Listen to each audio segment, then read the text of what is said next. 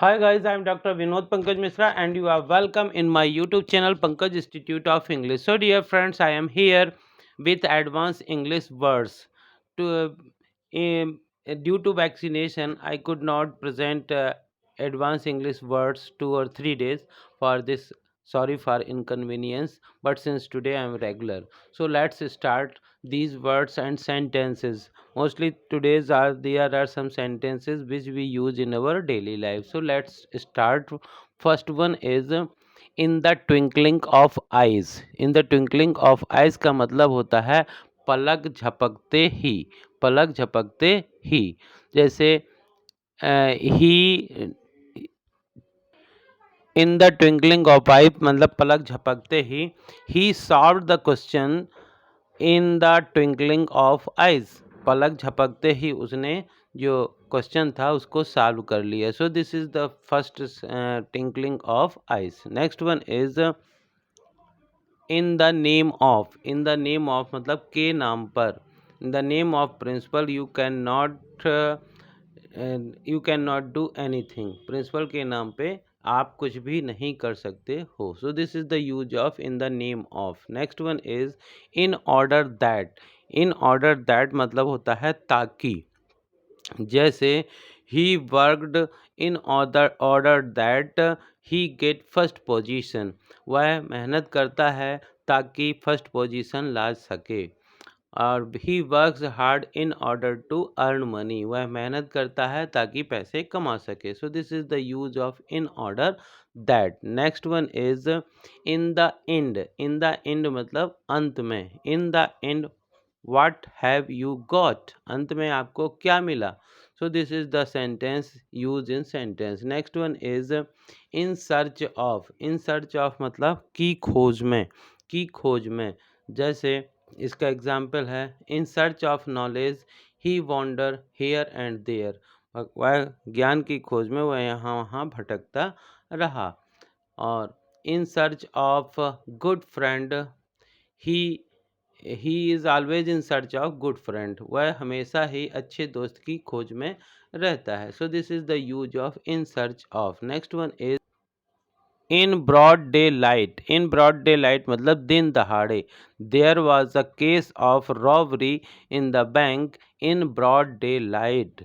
एक के बैंक में डकैती की, जो दिन दहाड़े डकैती की घटना हुई। सो we can say in broad day light.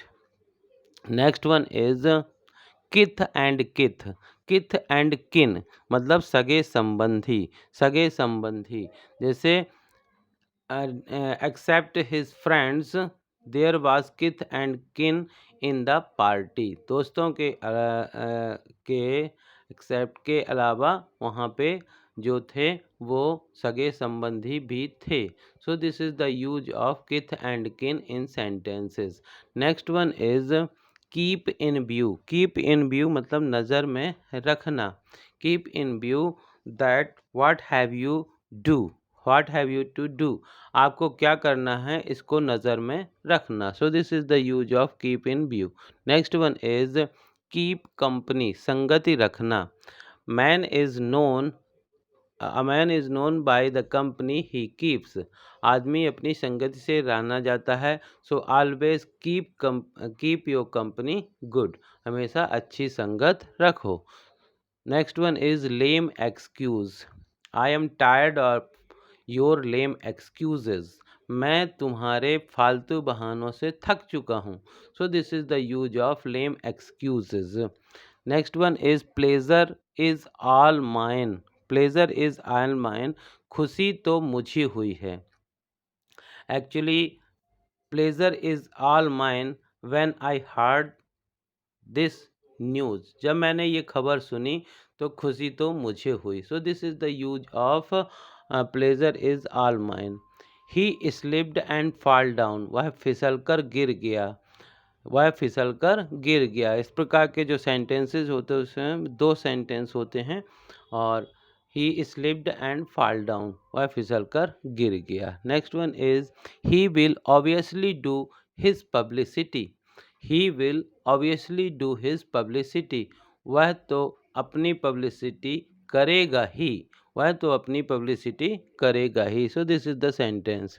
Demolish, demolish मतलब होता है धराशायी करना या तबाह करना। Government has demolished an illegal property, illegal building which was constructed in a nearby market place.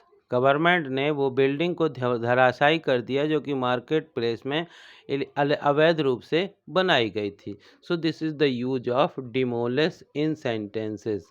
Don't try to provoke me, provoke मतलब होता है उकसाना या भड़काना, तो इसका मतलब होता है मुझे भड़काने की कोशिश मत करो।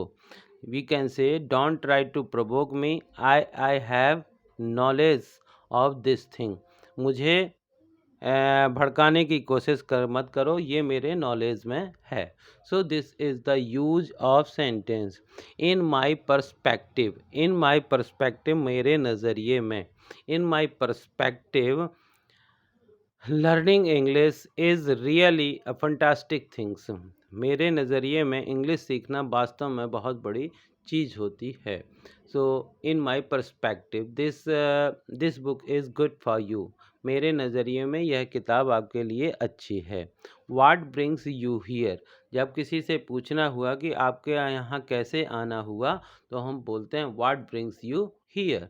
सो this is the sentence in Hindi and English. Next one is he spoke out my problem, he spoke out my problem, उसने मेरी समस्या को बातों में टाल दिया, उसने मेरी समस्या को बातों में टाल दिया। So these are the some sentences and words which use in our daily life. Learn them, practice them, and if you and try to listen these sentences and words again and again. तो dear friends, आपको इस प्रकार के video पसंद आया हो तो इसे ज़्यादा से ज़्यादा लाइक करिए, शेयर करिए, और यदि आप चैनल के नए हैं तो प्लीज़ इसे सब्सक्राइब करिए, बेल आइकन को प्रेस करिए ताकि इस प्रकार के वीडियो जब भी अपलोड हों तो आपके पास तक इनका नोटिफिकेशन पहुंच सके। Thank you for watching.